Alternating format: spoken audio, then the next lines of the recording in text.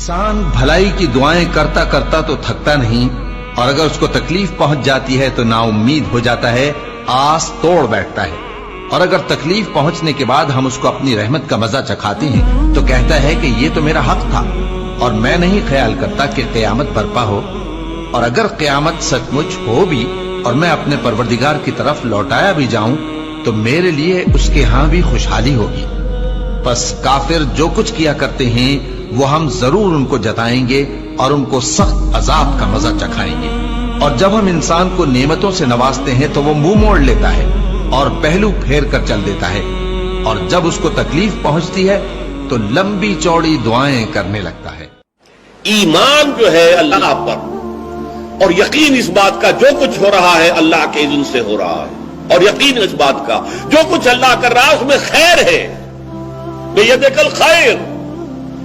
चाहे मुझे एक बात अभी नागवार गुजरी है, मुझे तकलीफ पहुंची है, अल्लाह के स्कीम में the higher level scheme of things, divine scheme of things के अंदर उसमें कोई ना कोई खैर है, तुम जानते नहीं।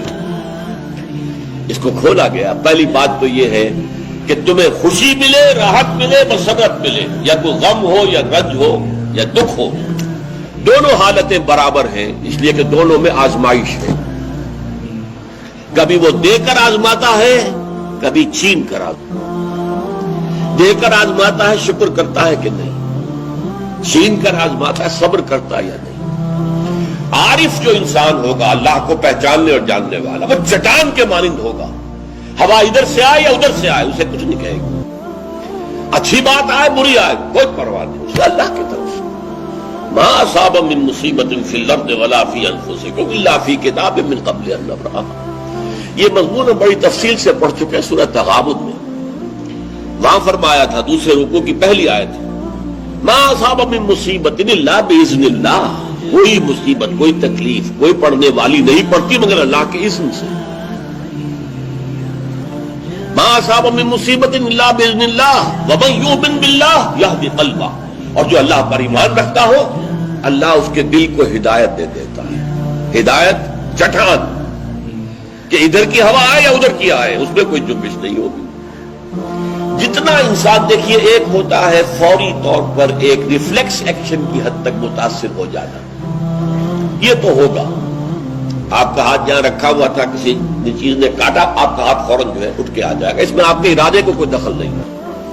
ये रिफ्लेक्स एक्शन है, आपकी सोच को, आपके इरादे को कोई दखल नहीं। तो किसी खैर से आर्जी सा फौरी से मुसर्रत हो जाना और किसी तकलीफ से आर्जी सी फौरी सी कोई उसका तासुर हो जाए, ये खिलाफ ईमान नहीं। लेकिन अगर ये पेंडुलम ज्यादा हरकत कर रहा है, खुशी में ज्यादा इधर चला गया, गमी में ज्यादा इधर चला गया, तो जितना इस पेंडुलम की रेंज है उतनी ही आप खुदा से दूर। असल तो वो चट्टान होगी कि जो बिल्कुल मुतासिर, लेकिन ये कि फौरी सा तासुर ये काबिल मुआफी है। लेकिन ये ज्यादा इधर से उधर, उधर से इधर, खुशी हो गई तो इतरा रहे हैं, फूले नहीं समा रहे, पांव जमीन पर नहीं पड़ रहे, और अगर गम आ गया है तो बिल्कुल मायूस होकर बैठ गए हैं, झाग की तरह। कमर हिम्मत टूट गई है, वावेला है, शैवन है, फरियाद है। हाँ है फलक के पीर जवां था अभी आरिफ, क्या तेरा बिगड़ता जो ना मरता कोई दिन और। ये फलक के नाहंजार, ये फलक के कज रफ्तार, उसने हम पे क्या कर दिया। ये सारी बातें जो है ये अल्लाह से महजूब होने की अलामत है। अब इसमें भी दर्जे हैं कई। देखिए, पहली बात यह है कि खुशी वाली बात हो, गम वाली बात हो, दोनों बराबर है, क्योंकि ये भी आजमाइश, वो भी आजमाइश। ये बात सूरतुल फज्र में कही गई बहुत खूबसूरत अंदाज में। अल्लाह ताला ने इंसान की थुड़दिलेपन की शिकायत करते हुए, शिकवा करते हुए, अफ़अम्मल इंसान इज़ा मब्तलाहु रब्बुहु फ़अकरमहु व नअमहु फ़यक़ूलु रब्बी अकरमन। इस इंसान का हाल अजीब है, जब उसका रब उसे आजमाता है और इज्जत देता है, नेमतें देता है, तो कहता मेरे रब ने मुझे बड़ी इज्जत दे दी। वो अम्मा इज़ा मब्तलाहु फ़क़दर अलैहि रिज़्क़हु, और जब अल्लाह आजमाता है उसे और उसकी रोजी तंग कर देता है, फ़यक़ूलु रब्बी अहानन, यह कहता रब ने मुझे जलील कर दिया। کلا ہرگز نہیں۔ اب یہاں دیکھیے، سوچئے اس نے کیا غلط بات کہی۔ عزت دی تو اللہ نے دی اور ذلت آئی تو اللہ کی طرف منسوب کر رہا۔ اس نے کسی بت، کسی دیوی، کسی دیوتا کا ذکر تو نہیں کیا نا، وہ مشرک تو نہیں ہے، پھر کیوں اس میں تنقید کیوں ہو رہی ہے؟ وَأَمَّا الْإِنسَانُ إِذَا مَا ابْتَلَاهُ رَبُّهُ فَأَكْرَمَهُ وَنَعَمَهُ فَيَقُولُ رَبِّي أَكْرَمَنِ وَأَمَّا إِذَا مَا ابْتَلَاهُ فَقَدَرَ عَلَيْهِ رِزْقَهُ فَيَقُولُ رَبِّي أَهَانَنِ كَلَّا رَأَيْتَ۔ کیا مطلب؟ یہ دونوں ابتلاءات ہیں، وہ بھی ابتلا ہے، یہ بھی ابتلا ہے۔ وہ چھین کر بھی آزما رہا ہے، دے کر بھی آزما رہا ہے۔